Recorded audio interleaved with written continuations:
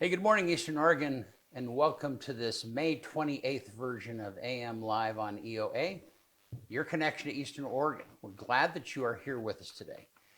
You want to find our content, go to EOA.network.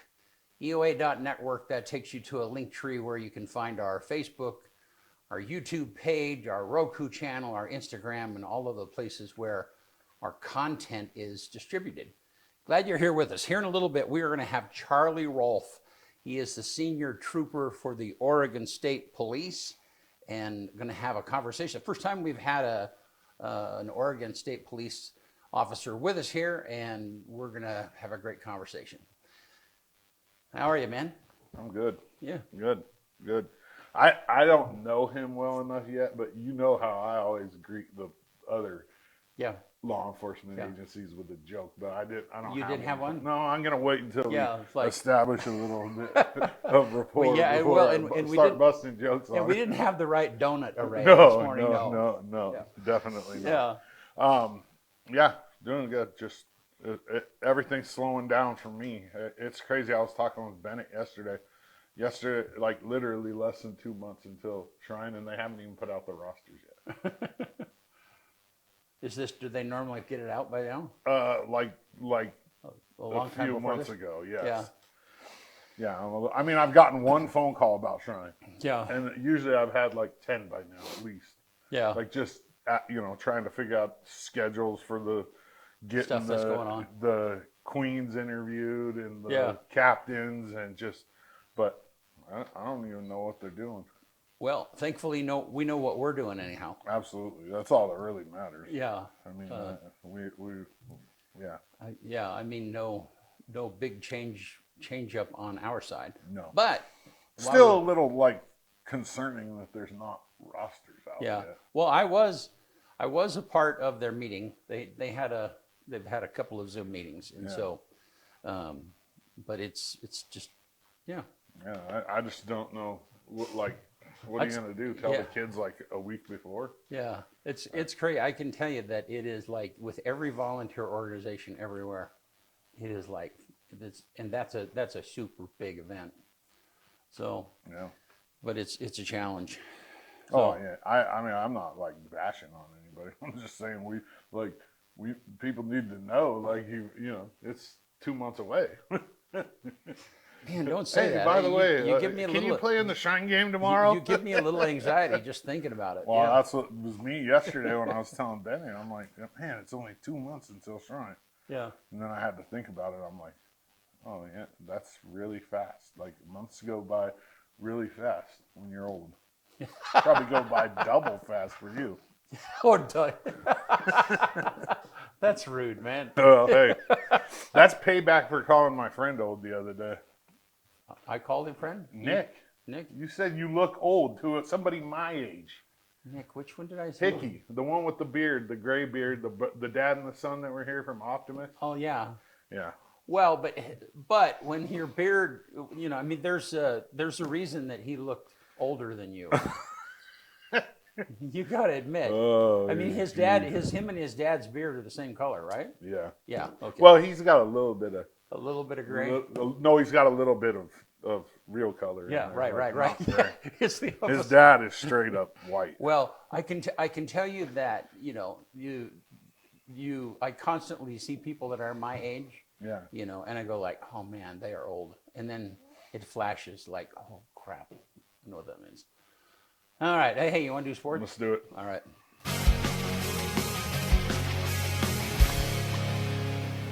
AM Sports Report brought to you by Northwest Furniture and Mattress. The Flex Steel Statements collection brings warmth, structure, and comfort to any space. See the full collection at Northwest Furniture and Mattress in LeGrand. Sleep like a log. It's still just so weird to say that. I don't know. I like Big Red Rocking Chair on Elm. Yeah. It was in LeGrand better. I mean, I'd change them up. Yeah, maybe they need to put a big log up there rather than the rocking chair. Hey, when Johnny and I were doing the ball game show, we were going to put Johnny in that chair and take pictures. Right, yeah, which would have been awesome. Did it. Yeah. We could. I mean, I'm not getting up there. I put Bennett in there and take a picture of him. LHS baseball lost a tough one on the road to State in the opening round of the OSAA 4A state playoffs. The Tigers led by as much as 8 in the game. It was like 10-2 in the second inning. I was watching, and it just kind of fell apart. They went from, commanding pitching the first 2 innings, and then the pitching just went away. I think they walked 10 and made 5 errors. And when you walk 10 and make 5 errors, you generally don't win. And it's hard to not win when you score 14 runs. And they lost 15-14. Their season's over. Thank you to Arlie Anderson for the pictures. The baseball loss for the Tigers wraps up the 25-26 school year for LeGrand Sports. And we're going to be moving into Legion. It's going to slow down a little bit for me. The EOU sports season's over, and the Mounties won more championships this season than any other team in the CCC. They won 7 team championships in the conference this year, and that just goes to show the level of commitment and excellence that the whole staff up at EOU in the sports department is completely committed to not only winning championships, but also instilling good values in young adults. And it's great to see. I'm 100% a fan of the culture up at EOU with the sports departments and all the coaches. They all have the same mindset, and that's refreshing and nice to see. Next up is the LeGrand Legends baseball season. And then, obviously, what we just talked about on the 25th of July, the East-West Shrine game in Baker City, live streamed right here on the EOA network. AM Sports Report brought to you by Northwest Furniture and Mattress, Big Red Rocking Chair on Elm, off Adams in LeGrand. Cool. Good stuff, man. Yeah, short one today. Not too much to talk about. All right, well, let's take a look outside. There it is, our downtown weather cam. If you guys ever want to tune in and just look downtown, or you're from out of the area, we have a lot of people from. It used to be a little more exciting when the people lived in Max Square. It was funner to watch. Do you remember when they had a dining room table and a mattress out there like it was their living room? No. So people did. Yeah, I can imagine so. I'm generally, let's not gonna. All right, let's look at the weather graphic, Bennett. So 82 today. It's gonna be warm. That's Kyle weather, man. Yeah, I love it. Yeah. Except for I don't want the rain. Yeah. But then it turns around and goes right back down to like 66 on Sunday. It's just been weird. But it looks like it's gonna be fairly dry. Today, graduation's on Saturday too for the high school. This Saturday. Yeah. So what percentage of rain? Also 89% today. I can't quite read that. That looks like in the 80s to me. Yeah. 88. 88. Yeah. All right.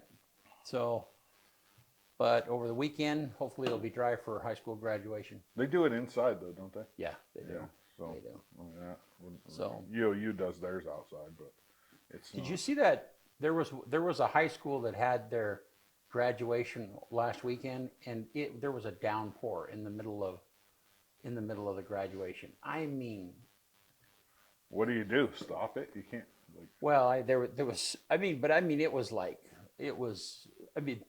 Anyhow, it was a lot of controversy because they knew that it was probably going to rain and they didn't have an alternative plan. That's like the NAIA softball World Series that's going on right now. It's supposed to be over on Saturday, and if needed, a game Sunday. Yeah. But they still have 4 teams left in that tournament because the lightning and the rain in Columbus, Georgia has been so bad. Wow. They literally put them on delay and then cancel. Put them on delay, cancel. So one game took 3 days to play.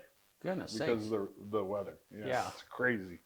Man, how would you have any inconsistency in playing? It's a little bit different for softball because when a baseball pitcher gets warmed up and throws, right, generally you don't do it again that day because it's not a natural body movement and your arms get sore, the acid starts settling, and you basically got to run that out. Mm-hmm. But softball is a natural body movement, so they don't get the same. Those girls will throw 200-300 pitches in a day, no problem. Really? Oh yeah, it's way. So there's not like a pitch count? No, not in softball because it's a natural body movement. It's not. there's no long-lasting effects Yeah. on your arm. Throwing overhand is an unnatural body movement, and it tears your arm up. Huh. I wonder why that is. I mean, I just explained it. I know, but I'm just saying that people have been throwing rocks for but millions not of years. hundreds of rocks as hard as they possibly can. Right, yeah. Right. So, but I mean, anyhow, it doesn't matter. All right. Well, hey, we're going to take a quick break, and we will be back with Senior Oregon State Police Trooper Charlie Rohlf. We'll be right back.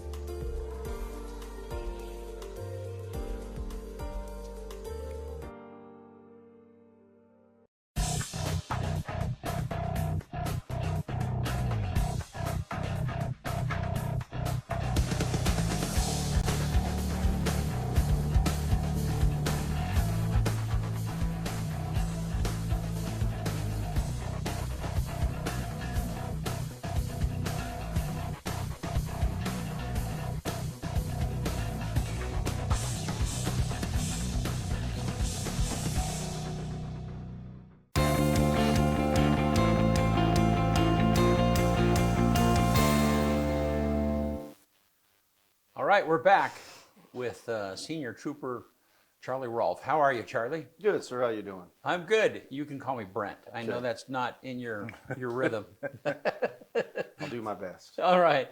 Yeah. How are you today, man? Good. Just nice, kind of overclass Thursday. Just ready to go to work like I normally do. Yeah. So you and I have intersected personally a number of times. Yes, sir. And you have you've watched the show when you can, every once in a while, and this particular morning show. So. Yes, sir. I do. Usually I watch and listen to it when I'm getting ready for work. I usually don't come into work super early. So. That's not bad. Yeah. I'm not a morning person, so these Tuesdays and Thursdays kill me. No, it's funny because when we first started talking about doing the AM show, Kyle was like, "What? It's going to start at 8?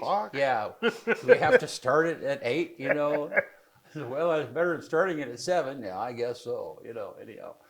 Well, cool. Well, so tell us about what do you do for Oregon State Police? And you and I were talking. I grew up in Hawaii. Every state calls it a little bit different something, yeah. And so I've really struggled to get that name correct. What do you do for Oregon State Police?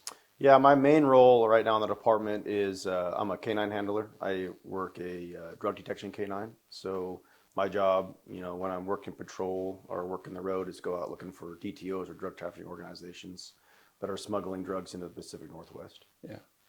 And dogs are very specifically trained for specific things, right? I mean, so like Molly, the sheriff's canine, is really trained for pursuit. I'm trying to remember. Yeah, she's what we would call a patrol dog. So she does like tracking and apprehension of criminals. Yeah. So okay, and what's your dog's name again? My dog's name is Ore, like iron ore, O-R-E. Okay, yeah.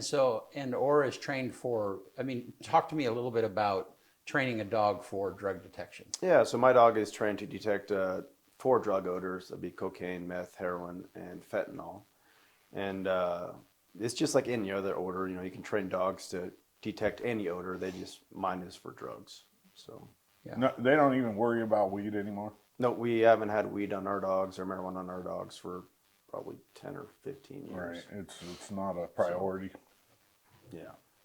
So then, So then when you're out patrolling, I mean, kind of tell me what do you do when you patrol? Are you driving? Are you parked and watching? Or, I mean, kind of what is I have no idea. I mean, we all know what a patrol officer that's going to be monitoring speeding and so what they do, but what functions do you do? How do you do that? Yeah, mainly when I'm out there, I kind of do a little both, a little sitting and a little bit patrolling and looking for people.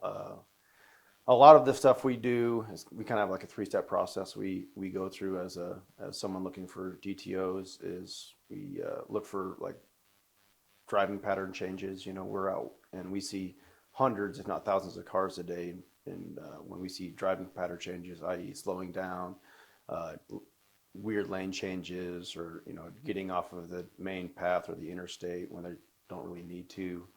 So those are the little things first things that we do that catches our eye, and then we do some other like data type stuff.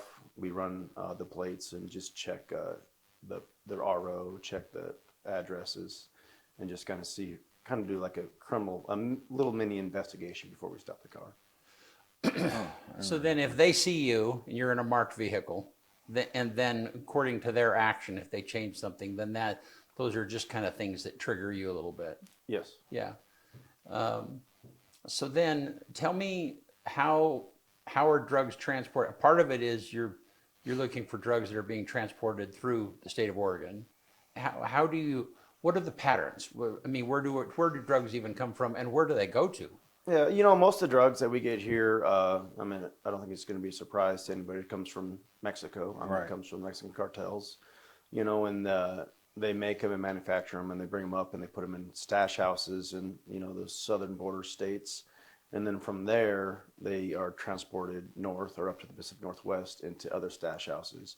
We have stash houses in the Umatilla area, a lot of stash houses. There's a lot in Salem too, or Yep, the Salem area. Tri-Cities, Spokane, Portland. There's just they basically make it in Mexico, bring it across the border, put it in a stash house down there. Someone up here orders it up, and they transport it up here and then distribute it out to your local dealers, I would say. So it's almost like a commercial operation. Like if you had a grocery store or a grocery delivery, or outlet or something, Yes. So here's kind of a weird fact that, I've learned through doing this work is, how big the American ag business is, the farming and ranching in America? Yeah. So the Mexican cartel drug business is actually bigger than the American ag business. Wow. That's crazy. So that's crazy.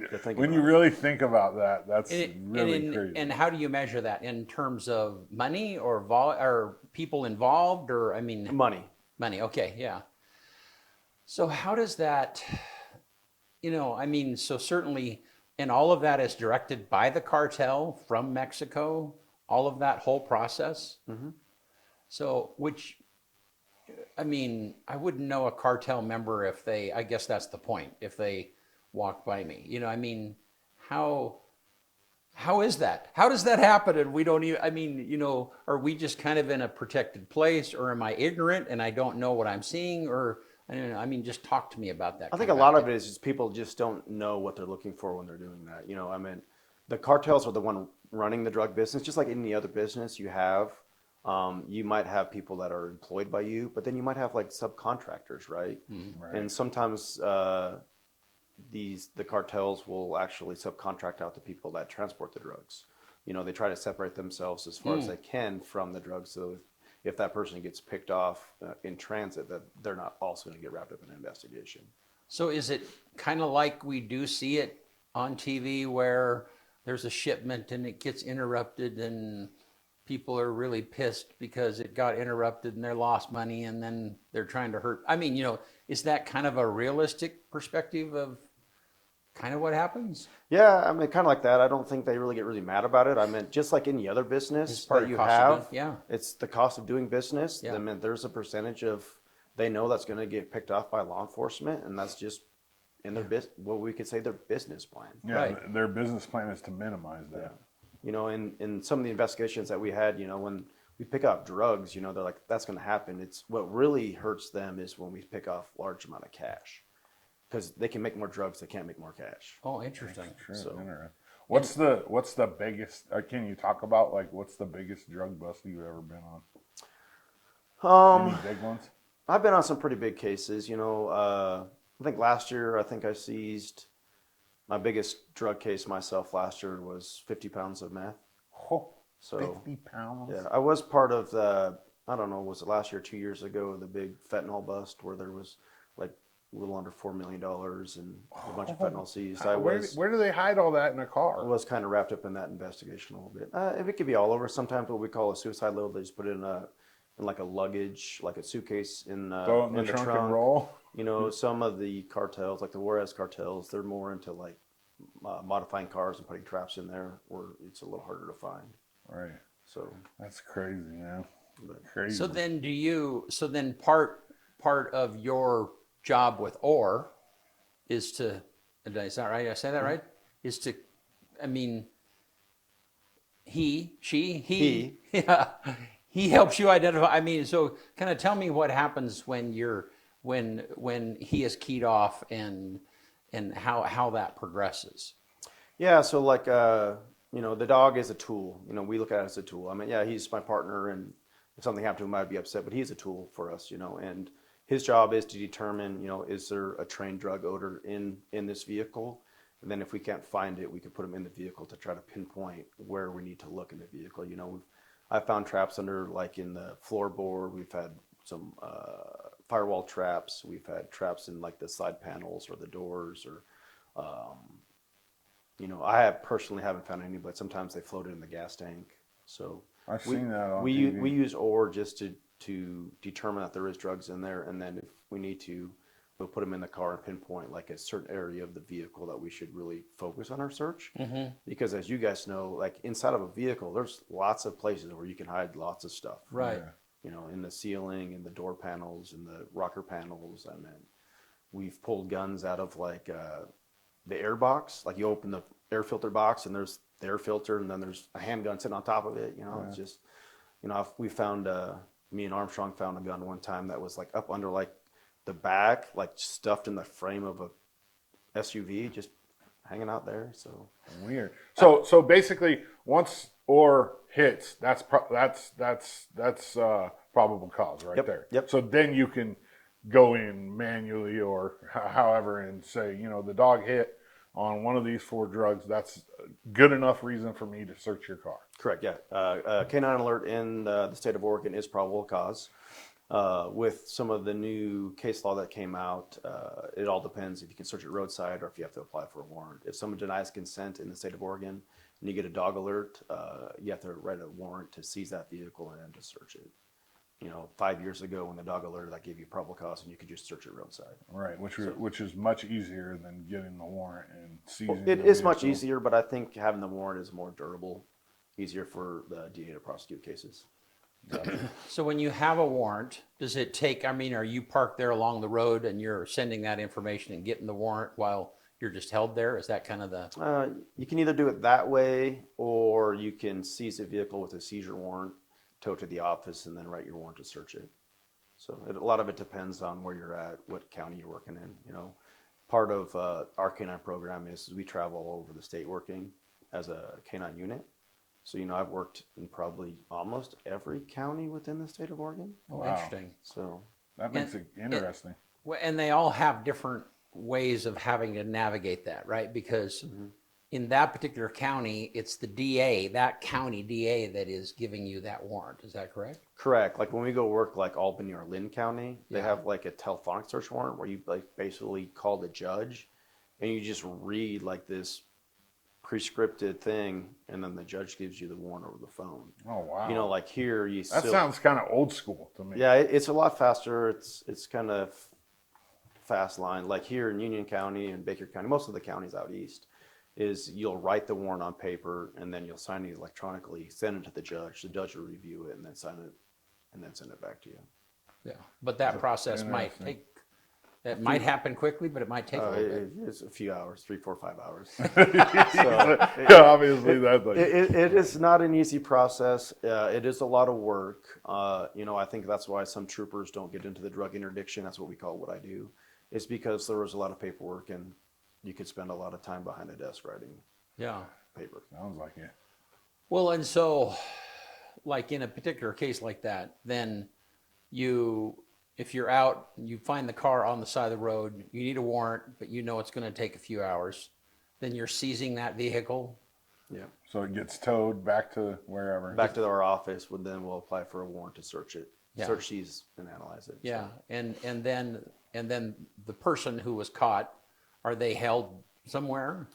Or You know, what happens to them? Typically, what we do, they're not usually locals. Is we usually just give them a ride to town and drop them off, and then hopefully by the time they skip town, we are able to go find them if we find drugs. Yeah. You know, and if for some reason we can't find them, whatever, we just issue a warrant for their arrest and they'll be picked up and they'll see their day in court another day. Can you not hold them while you're waiting for the warrant? You could hold them because you have probable cause, but then you got to think about man hours, right? Like we don't have so many troopers on. Right. You know, you're gonna need someone writing a warrant. You need someone babysitting them. You need someone taking calls. So at the end of the day, just purely for man hours or people involved, we usually don't detain them and hold them. Gotcha. So So working this stretch of 84, this Eastern Oregon stretch, what's the number one drug you see? I would say fentanyl and meth are the number one and number two drugs, and I think they're pretty close. Are they? You know, I think fentanyl is more of your younger crowd, where meth is more of that older crowd. But cocaine is on its way back. Last year our team seized a whole bunch of cocaine going up to Canada. So, and I talked to like Sutton and some of those school resource officers, and Yeah. they're seeing a little bit more of that in the school and I've the heard younger that. age. So, it's on its way back. But like I said, I think meth and fentanyl are the two biggest drugs that we deal with. When the dog hits, does it hit different on different drugs? Nope. So it's just the same no matter what. So if you say somebody had a shipment of cocaine, you don't know if fentanyl's in it until you test it. Correct. And would be the crime lab testing it. So, Yeah. Okay. yeah, my dog has what we call a focus stare alert or final indication. So basically just get to the strongest source of odor that he can get to, and then he'll just kind of lock up and just keep his nose on until it gets rewarded or praised off. Wow, that's cool. Is Orr trained in pursuit too? Nope. Just drug detection. Just drug detection. But they use Molly the same way. It's like you see the dog, you have no idea what it's trained for, but it's intimidating. It just being around, Yeah, just sometimes the dog barking gets people like, I'll stop cars and Orr's pretty relaxed in the car the whole time. But as soon as I either click my body cam on or I go 12-2 traffic, he's up spinning in the back of the kennel, starting to whine and bark, and then I get out and he's barking the whole time I'm up there. Come back in my car, stops barking. He thinks it's Do my go paperwork, time. and then as soon as I get back out and go over there, he's just bark, bark, bark, and people will be like, 2 and 10 on the wheel, and just be like, "Is that your dog?" I'm like, "Yeah, that's Fido back there, just Keep barking the away." door shut, please. So it's pretty funny, just the bark of a dog and some people's reaction to it. So. Yeah. Well, everybody's seen like cops and videos on the internet, and it never ends well for this, because even if she's not or he's not trained in pursuit, we don't, if we're pulled over, I wouldn't know that. Yeah, and I'm yeah. like, no, I've seen the videos, like I ain't even messing with that thing. No Yeah, way. Orr's kind of he's more black than brown, dark, and like a dog you don't really want to meet in the back of an alley. 'Cause Right. He looks like he has a big bite. Yeah. So That's good. I mean, that's a good thing, I think, especially for the role that he's playing. yeah, the first dog I had was a yellow lab, so he's a little more looked a little friendlier. So. So your toughness credentials went up when you got Orr. Yeah, From the yellow lab, I've been like, oh, this guy's a softie. You got that dog? I'm like, okay, no. Yeah, he meets business, yeah. Yeah. So then how does Orr integrate with the rest of your family? And you've got other animals. Talk to me about, what do you do with Orr when he's not in the car? Yeah, so like I said, Orr's my second dog. I got him in 2019, and that's when me and my wife were just starting to kind of have kids. Mm-hmm. So I had like little kids at home, and like you were saying, like he looks the part, and we're obviously building a relationship. So when I first got him, I'm like, how is he going to be with my kids? I was Right. afraid, like, 100%. how's that going to work? Come to find out, one of the best family dogs I've ever had. I remember the first week I got him, my oldest boy at home, Mason, was probably just a couple years old, and he fell down and was crying. Nora just sat there and was circling him. And this is the first week I had him. I'm like, is he going to let me get my kid? Right. Because he looks mean, and I'm like, I hope so, because he's just circling, barking and barking and barking. And luckily enough, he let me get my kid, and come to find out, one of the best fun bugs we ever had. But when I'm at work, he's with me. When I'm at home, he's at my house. My kids, usually feed him, take care of him. He just runs around. I mean, we got 4 or 5 other dogs at home, and he runs around. He chews sticks and rolls in cow poop. We got cows and sheep and chickens, and there's been a few times where he's been in the corral with the cows, and the cows are running, and he's chasing the cows, and I'm chasing him, and we're just in this big circle. This is probably when I first got him, because I don't think he's seen barn animals. Right. The last 5 years, he's just super chill. I mean, he just goes, finds a stick, and if you let him, he'll eat the whole stick, because that's what mouths do, just weird things like that. So every once in a while, we'll take him on, like I try to run him. I guess I'm the lazy runner, because I get on the 4-wheeler and he runs, and try to keep him in shape. But how far is he into his career? Like, how long? We try to get at least 5 years out of him, but really it comes back to the dog. As long as the dog likes to play the game and is still willing to do the game, then we'll let him continue to play the game. The older the dogs get, like one day they're just gonna be like, you know what, I'm done.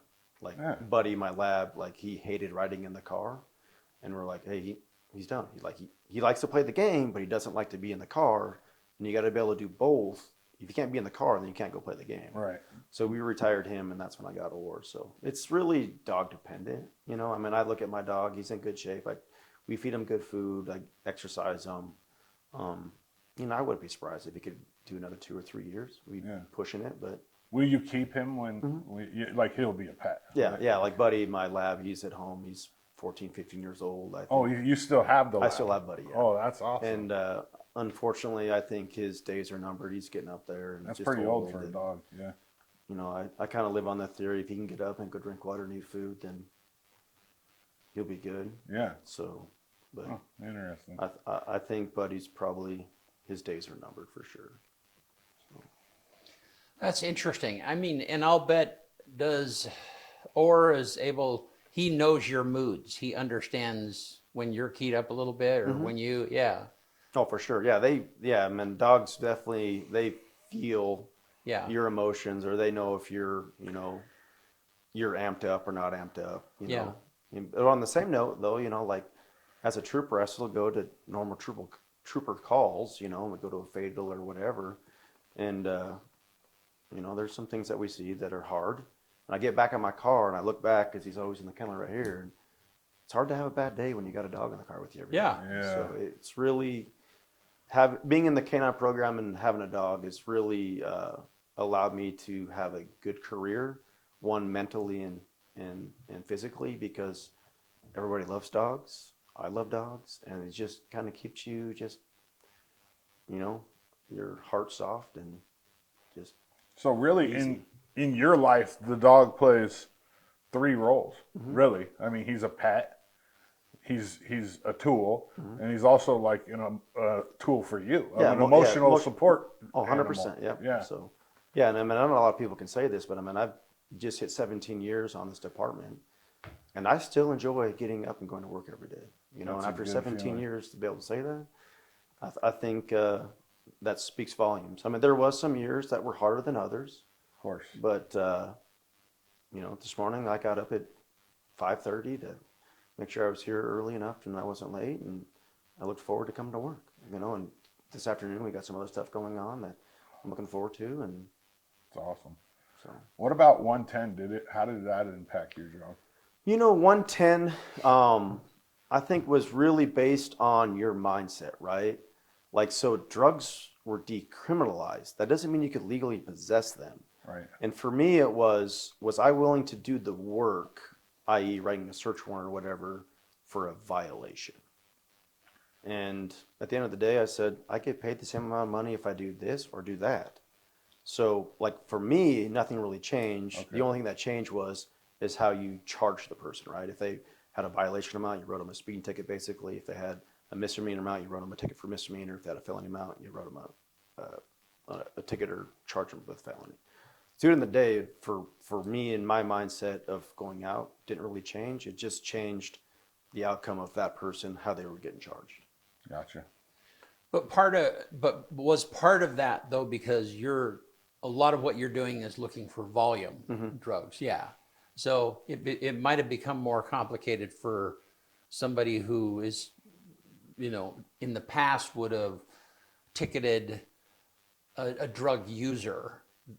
The focus had to be mostly more on what it is that you already do, and that is, looking for bulk stuff. Is that right? Yeah, for sure. When I'm out there, I'm looking for what we call kilos or pounds of dope, or ounces, Yeah, you want the big hit. Like obviously, sometimes getting what we call the smaller fish or the users or the low level dealers, sometimes using them to get up to the higher fish is important. But every day my job is to go out to the interstate, look for people that are smuggling like bulk narcotics or bulk cash.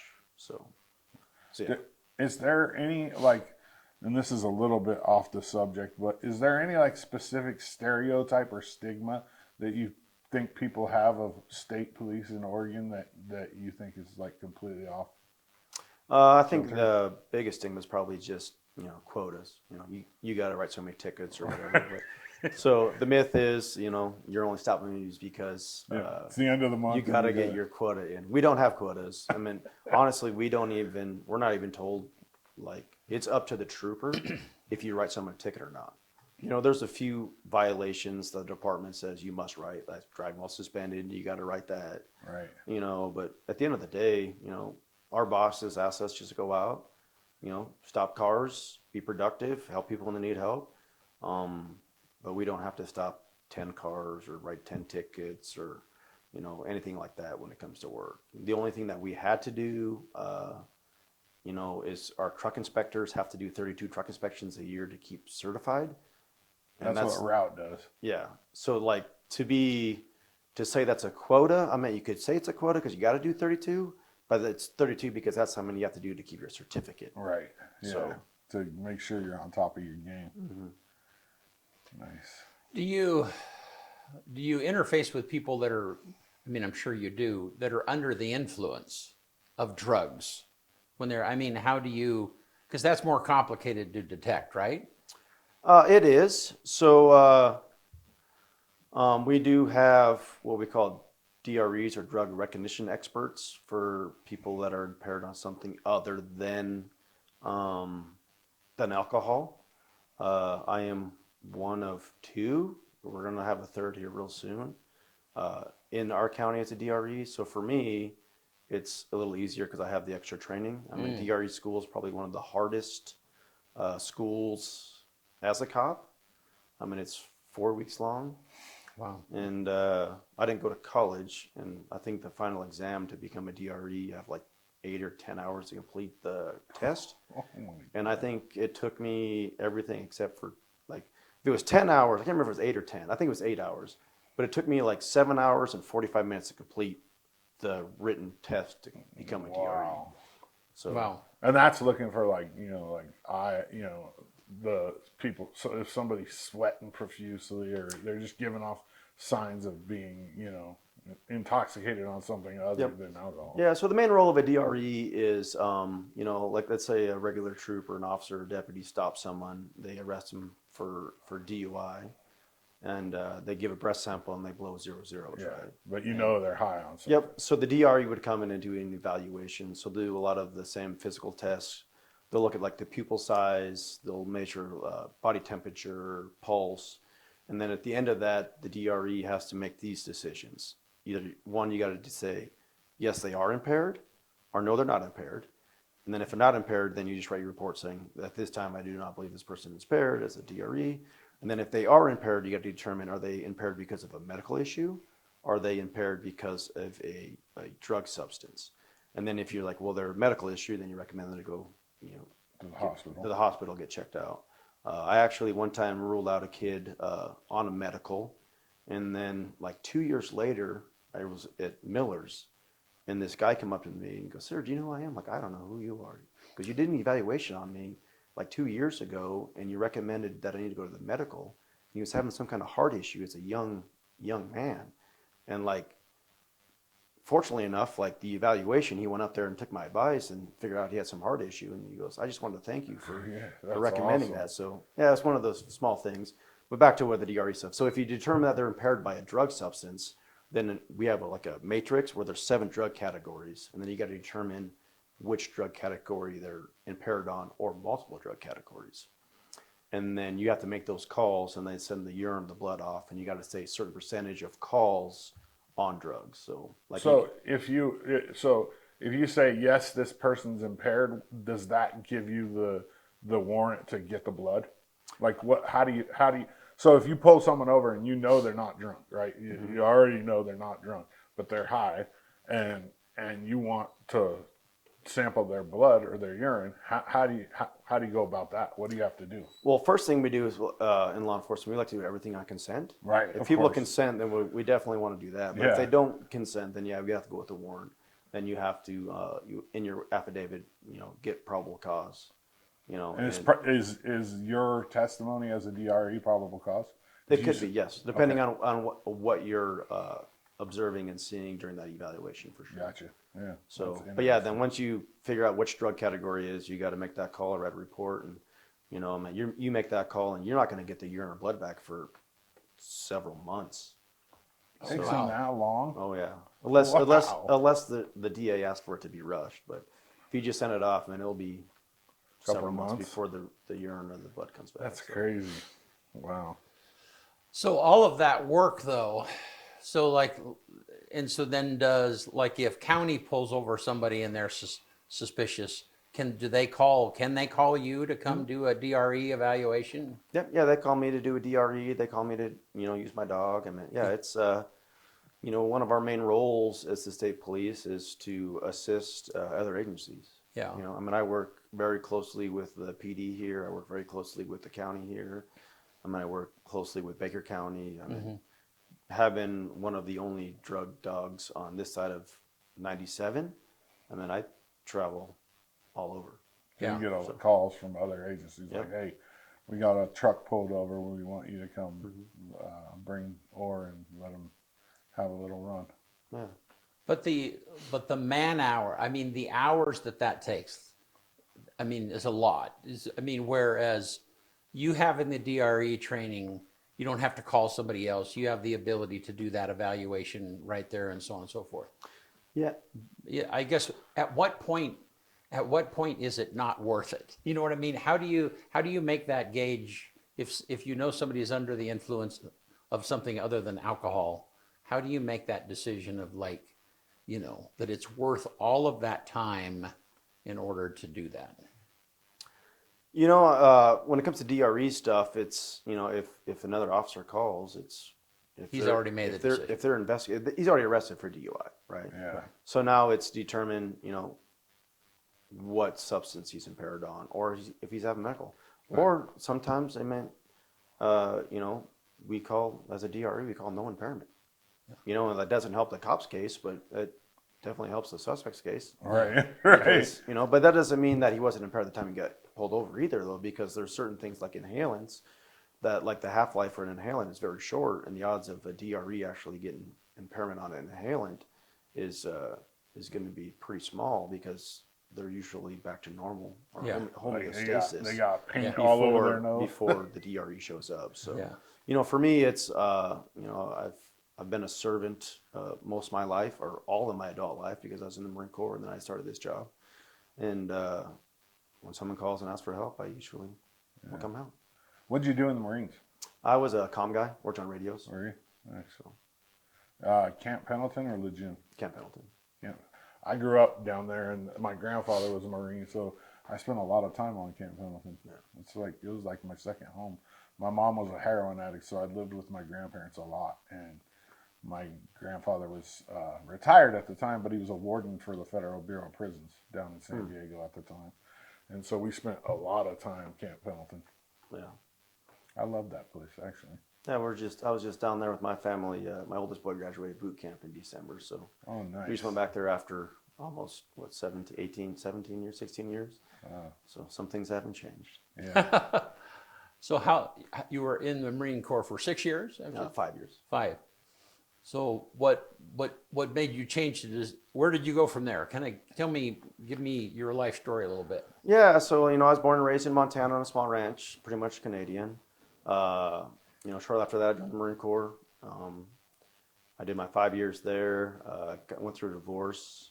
I had my oldest boy, Charlie, and the only way I could promise him that I could be with him if he ever needed me was by getting out, because unfortunately, the Marine Corps, like, you're stateside sometimes and you're forward deployed sometimes. Right. So at that time, I decided, it's best for me and my only kid at the time was to get out so I could be there for him. About 8 or 9 months before I got out of the Marine Corps, they have a big law enforcement career down at Camp Pendleton, and OSB had a booth there, and I'm like, well, I figured I was going back to Montana because that was home. They were there, and I'm like, oh, that's kind of close to Montana. And so I started talking with them, and they're like, hey, we're doing all the written tests, the physical test, all this weekend down at Camp Pendleton. I'm like, I'm probably going to be a cop. I'll just do it for the experience. So I went and took the physical test, passed, took the written test, passed, took the first psych eval test, passed. And back then they handed me this big old packet of paperwork, like, fill this out, make sure it's post-dated before this date. And it was all had to be handwritten. Oh, so I filled it all out, sent it off. The first time I ever came to Oregon, first time ever coming to Oregon was for my initial job interview for OSB. Oh, wow. So I flew up to Salem, flew up to Portland, drove down to Salem, did my initial job interview, got offered a job, as long as you pass the psych and the physical and all that stuff. And jumped all those hoops. About 2 months before I got out, well, maybe 2 or 3 months before I got in the Marine Corps, I remember Captain Greg called me and goes, hey, sir, I'd like to offer you a job in LeGrand. And I'm like, well, let me Google and see where LeGrand is. Yeah. So I Googled. I'm like, yeah, that's close. Like home. Seems perfect. Yeah. So when you apply, you get this list. You get to have like a list of 5 offices that you want to go to. And I filled out my offices based on how many miles it was from that town back to my parents' house in Montana. Where did LeGrand rank? LeGrand was actually 4. So Hermiston was my first choice, Pendleton, Enterprise, LeGrand, and then Baker. Oh, yeah. So all Eastern Oregon. So, yeah, it was 100% based on how many miles it was from that town to my parents' house. That's funny. Think about it. My whole life has been based on how many miles it was from my parents' house to the town I live in now. And I've been here for 17 years. You never know when you might need mom's cooking. So, yeah. So they offered me a job. I got out on May 9th. I got out of the Marine Corps, and May 24th, I was checking into the police academy. Wow. So the rest is history. When you went police academy, the state police have their own academy, right? But back then they might not have. No, we were at the academy. I think I was the. So you were in Monmouth. No, I was the second, because before Monmouth, OSP was at Camp Rylea. Oh, by it was? itself. Okay. And then they built the academy now with DPSST is what we call it. In Salem. In right? Salem. Yeah. And I was either the 3rd or 4th class that went through at DPSST. Okay. And every cop, even troopers now, go through the 16-week basic police academy together. That's all agencies and everybody. And they used to do it separate, though, right? Correct, yes. OSP also does a pre and a post academy, which is only OSP. Yeah, because you have different responsibilities, like the truck evaluations and stuff like that. Yeah. What is it, the truck inspection? Yeah, truck inspections. Yeah, I'd say like our pre-academy is more of just learning the ways and traditions. OSP is really good on teaching our troops, our recruits, the history of OSP. Like most of all of our recruits that go through know that we've lost 34 troopers in our department. They know, you go ask a trooper, when was the department founded? They're all going to tell you August 1st, 1931. Mm-hmm. We were founded by a Marine, one of 2 Marines that got 2 Medal of Honors. So a lot of our pre-academies, obviously getting ready for the basic police academy, but it's kind of indoctrination into OSB. So you learn the history, you just learn kind of the trooper way of life. Yeah. So OA, I mean, it's just a common, when I first, when I became kind of involved in the law enforcement community and became more aware, in our little bubble here, it's like, well, you've got, when I'm on the freeway, I see OSP, or I sometimes see them on you know, the other roads, and I see cops locally here, and I see sheriff. Anyhow, it's you, and the OSP I don't see as often, and so there was always a presumption for me that, oh, I don't know. I guess the point is this, is that I didn't realize that OSP they've got the major crime land. They've got, you know, it really is the big dog. I mean, just because of resources. I mean, the state dumps so much money into making those resources that are shared with local agencies and are essentially tools. And I don't know for whatever reason, I didn't ever put that together, you know. Yeah, like I said, like one of our number one goals or one of our missions, especially in Eastern Oregon, is being a resource for Right. the other departments or other agencies. So, you know, the first 10 years, 8 years I was on, you know, I worked night shift. And, you know, working day shift and night shift are two different characters or two different beasts, because when you're on night shift, you know, a lot of times, you know, there's one or two county guys on and you're basically just kind of chasing him to his calls, you know.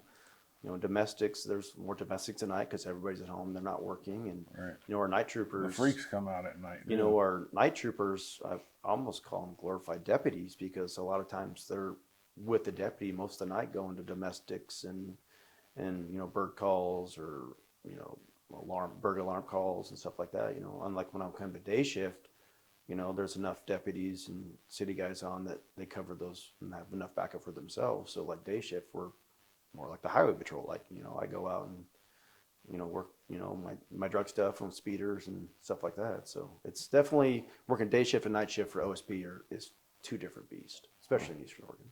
Well, and more people travel during the day. I mean, there's no doubt about that. Less people on the freeway at night. Yeah. So what hours do you work now? So I'm blessed because I work what we call an itinerary. So every Thursday I call my boss or email my boss and tell him what I'm going to work next week. So I'm actually not set on a patrol schedule. So I can kind of come and go when I want, which it's beneficial for the department because like this, you know, I don't usually come on early, but I just came on early and you know, instead of charging overtime, I just do straight time. Yeah. You know, or like, you know, my kids are playing baseball for the first time this year, and Tuesdays and Thursdays are the game. So I'd make sure that I'm off in time to make it to the baseball game. Yeah. Absolutely. So That's awesome. So then you have a certain amount of hours you have to work, but you're able to just, just kind of flex. And So do like, that. normal people, I have a 40-hour work week, but then it's kind of different because I get paid 1 hour of a day to take care of my dog. So like on today's day, like I came on at 6:30, but like in my notebook, I technically came on at 5:30 because I get an hour of canine care. Got it. So, Right. so I work 4 nights, Okay. and then I get paid 1 hour a day on my day off to take care of the dog. Oh. But you have the dog 24/7, so you're taking care of that dog all the time. Yeah. So Well, interesting. What do you love about the job? I mean, you said I still love it every day. yeah, you know, I just able to help people that need help. You know, I was at a service one time where the master of ceremony was talking about, you know, the crack of a siren when people are in dire need is like that for them, you know, people that are, you know, in an emergency or they need help or they're just in a situation where they just are overwhelmed. When they hear the crack of that siren, like that instantly relieves them and the pressure that they're in, knowing that help is that close. Yeah. So that's kind of what keeps me going every day, is just knowing that, you know, some days I don't help a lot of people, but some days I help one person that needs that help that moment. Yeah. So that's kind of what keeps me going. Yeah. And I would imagine like the Miller story too. The kid coming up to you like, hey man, you know, I know we didn't meet under the best circumstances, but what you did, and you didn't even know. Yeah, I didn't. I mean, like I said, just it was several years later, you know, and I didn't know until he told me that. And I would have never. Obviously, we don't do this work, you know, for those praises and the war and stuff like that. You know, it's, you know, I meant we do it because one, that's just the only thing that we know, so we do it. Or two, a lot of people do it because they want to help people. Right. You know. Do you have any of those stories where you caught somebody that wasn't on a good path and then you see them later and because of some of the stuff that they've gone through, they've kind of recouped and they're in a better place? Are you able to follow those stories much? Yeah, especially in like in a small community like this, like you see, it's easier to see here than in like the metro area, right? Like, cause I've been doing it long enough where like I'm arresting little kids that were little kids when I was arresting their parents, but then I've seen some of those kids grow up and be good, productive citizens, and I've seen even some adults that have changed their ways and have come do we say the right side of the law or the left side of the law? Yeah. That have become what I call productive citizens. Yeah. Like when I arrest people, the majority of the time they actually thank me. Like, dude, you treated me with respect. You were very nice. I appreciate that. And I tell people, I said, I'm going to treat you like if you're one of my family members Right. until you give me a reason not to. Right. Because if my family member was in your shoes, I would want them to be treated with respect and dignity. And that's got me a long ways. I see people, some people probably don't like me because of what I do, but I would say a large amount of them, really appreciate that. And it is rewarding to see some of the people that, I've arrested for drug stuff, get clean and get a job and be productive citizens. When I arrest people for especially drug stuff for users, I said, my number one goal isn't to take you to jail. My number one goal at the end of this is to get you clean, to get you treatment, get you help. Keep you Because if I can do that, then, you're going to be a productive person for this community. Yeah. I love that.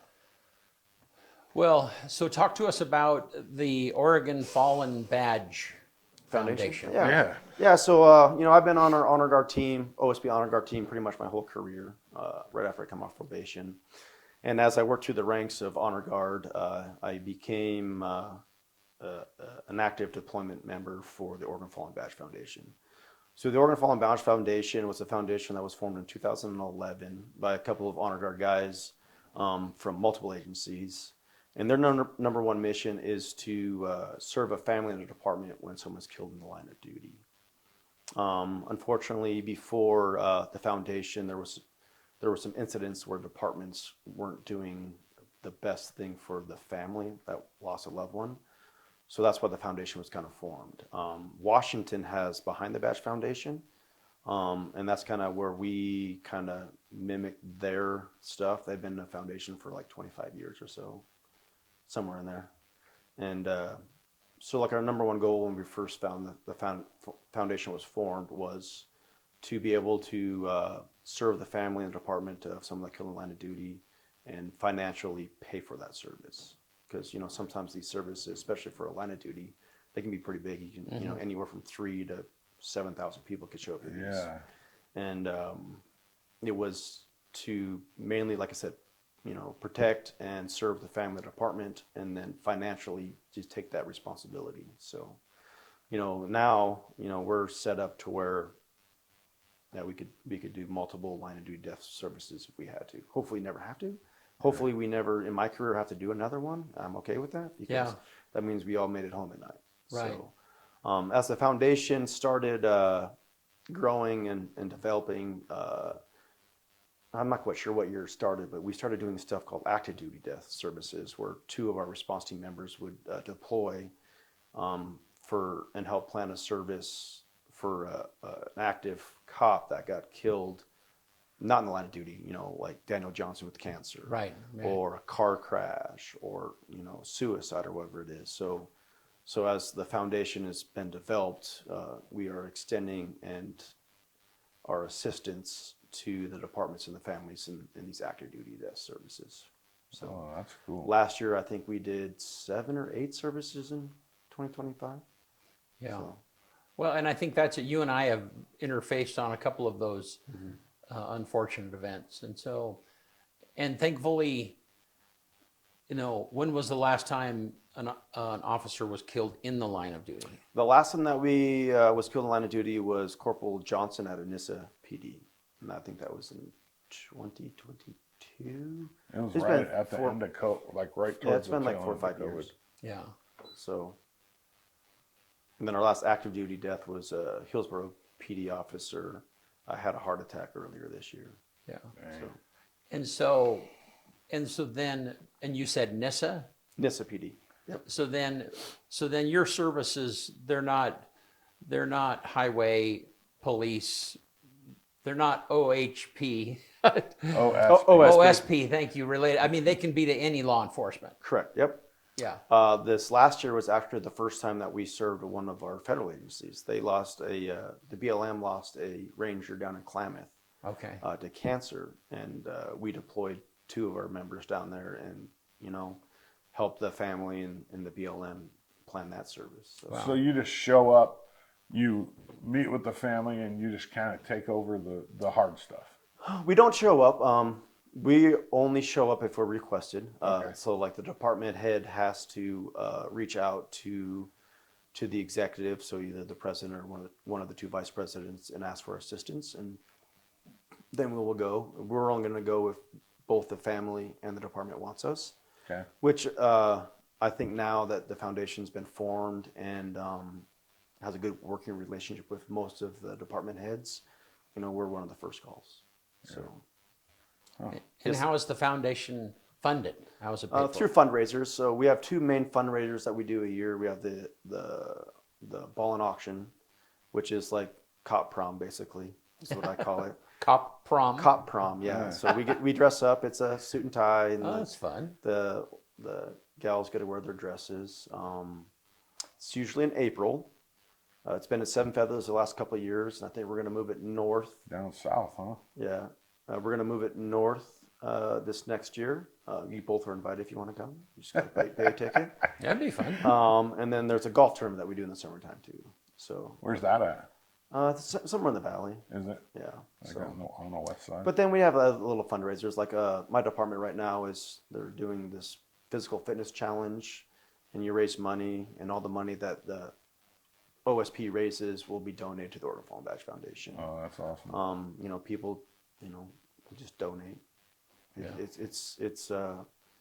It's pretty heartwarming to know how many people have good hearts in their heart and their mind, Especially in this area, to donate. So. people are very willing to step up. How'd you get involved in it? Like, why did you? What? So, like I said, I was in honor guard. Yeah. One of the vice presidents kind of just was watching me from afar for a while and realized that, he's always at these events. He's always helping out. He's willing to do whatever is asked of him. And then basically asked me to come on as a response team member. And then, I'm okay with just, being behind closed doors and doing the work that no one sees. Yeah. And then one day he's like, hey, we have a board spot open. You mind come on the board? They voted me on the board. And then to be an executive, so the president or the vice president, you have to be an active law enforcement officer. And the statewide vice president spot became vacant this May because the trooper that was holding it, the lieutenant that was holding it, retired. Wow. So then they asked if I'd be willing to take over the statewide vice president spot. And I said, well, if that's where you guys think where you need me, and that's where I can be most productive, then I'll take over that role. Nice. So. And you've been in the honor guard. You're still in the honor guard. Mm-hmm. Yeah.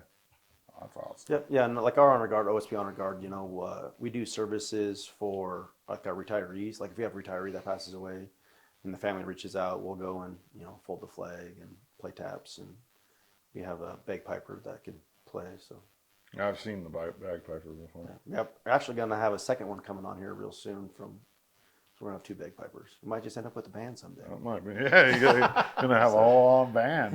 Yeah. So yeah. Well, Charlie, thank you. Yeah. And man, what a great conversation, and great to have you with us today. And thanks for watching our show. And Thank you for the coin too. yeah, Yeah. This is Yeah. awesome. I was honored when you asked me to be here. yeah. Well, and come back, either yourself or somebody. I guess one question so locally, how far do you guys? We have an office here in LeGrand. Mm-hmm. How far do you guys go? I mean, you go almost anywhere, Yeah. but regularly, the people that are here, where do they go? Yeah, so LeGrand, and if you're stationed in LeGrand, your main patrol area is Union County. So LeGrand is what we call the area command. So we have LeGrand as the area command, and then Enterprise and Baker are our outpost. Okay. So they're within our area command. So let's Okay. say we have a LeGrand trooper on, and we have a crash in Baker. We'll send a guy over to Baker to cover that crash. But at the end of the day, if like Pendleton doesn't have someone on, like Yeah.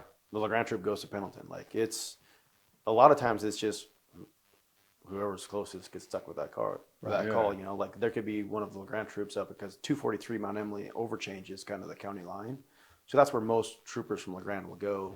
But you know, if there's a crash and they're at 243 and there's a crash at the Meacham, They're going. the LeGrand troop's going, even Yeah. though that's Pendleton's area. Yeah. So And then in the outpost in Enterprise, I drive up to the lake.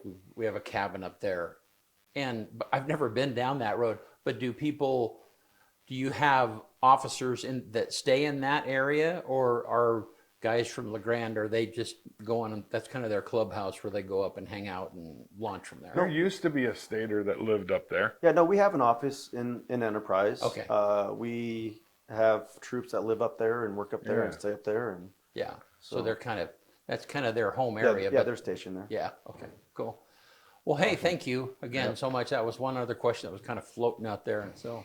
Yeah. Yeah. Yeah. At the end of the day, I guess if it happens in the state of Oregon, a state trooper could go to it. Yeah. All right. So Your jurisdiction is the state of Oregon. Yeah. So what's the fastest you've ever driven?